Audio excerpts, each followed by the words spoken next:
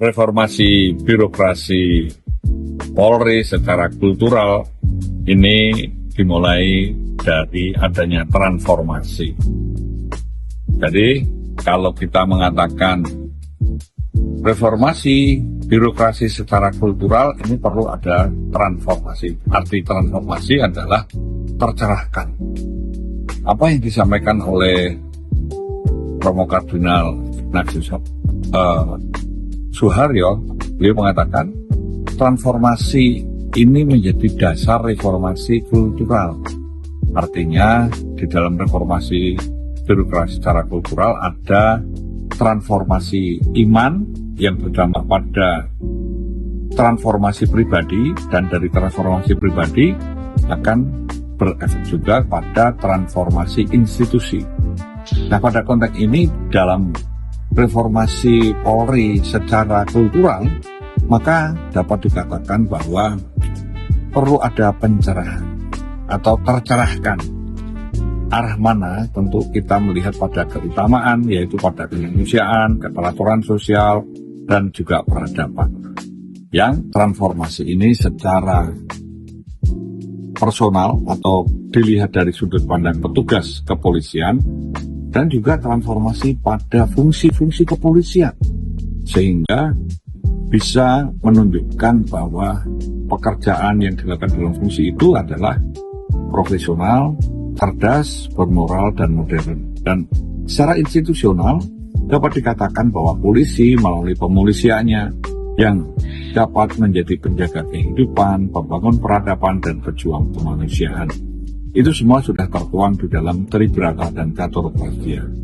Pada Tribrata ini secara fungsional dan secara institusional dinyatakan bahwa kami polisi Indonesia berbakti kepada nusa dan bangsa dengan penuh ketakwaan terhadap Tuhan Yang Maha Esa.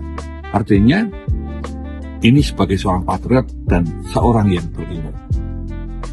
Jadi artinya ketakwaan kepada Tuhan Yang Maha Esa ini menjadi dasar penting atas pengabdian atau patriotisme di dalam berbakti kepada nusa dan bangsa.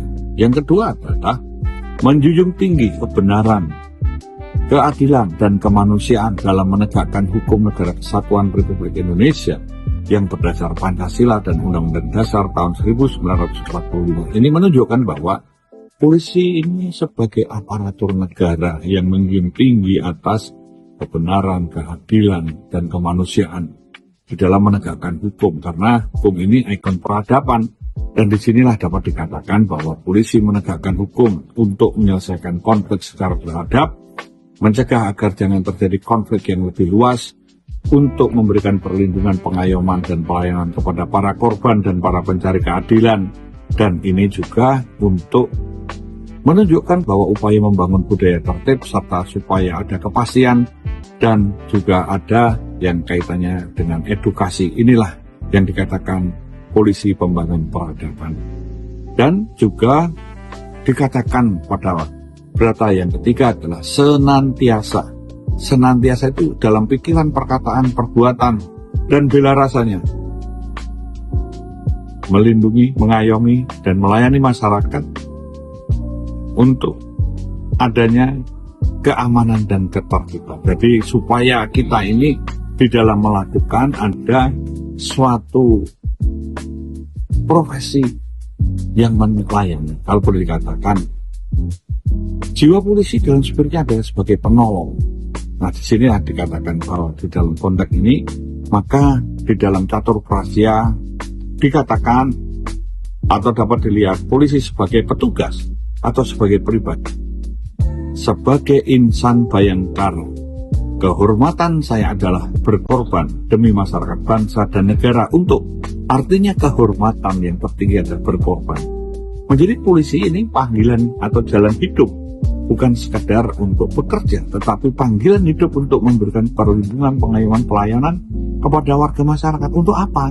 Untuk yang pertama meniadakan segala bentuk gangguan keamanan, karena gangguan keamanan adalah kontraproduktif. Yang kedua adalah menjaga keselamatan jiwa, raga, harta benda, dan hak asasi manusia. Jadi artinya bahwa menyadari polisi bertugas untuk memberikan keselamatan, menjaga keamanan, menjaga jiwa, raga, harta benda, dan hak asasi manusia. Ini penunjukan batu bentuk demokratisasi polisi yang demokratis, karena sebagai manusia adalah aset utama bangsa. Dan juga memberikan kepastian berdasarkan hukum. Ini juga demokratis karena hukum menjadi panglima. Ini supremasi hukum. Dan yang keempat adalah memelihara perasaan tentram dan damai. Jadi artinya aman yang nyaman, aman yang ada rasa aman, tentram. Polisi melakukan juga upaya-upaya pencegahan, upaya-upaya untuk rehabilitasi, upaya edukasi, karena mau tidak mau perasaan tentram dan damai membawa kedamaian, membawa suatu ketentraman. Toto tentrem kerto raharjo, artinya tata, ada keteraturan sosial, tentram, ada perasaan damai, sejahtera.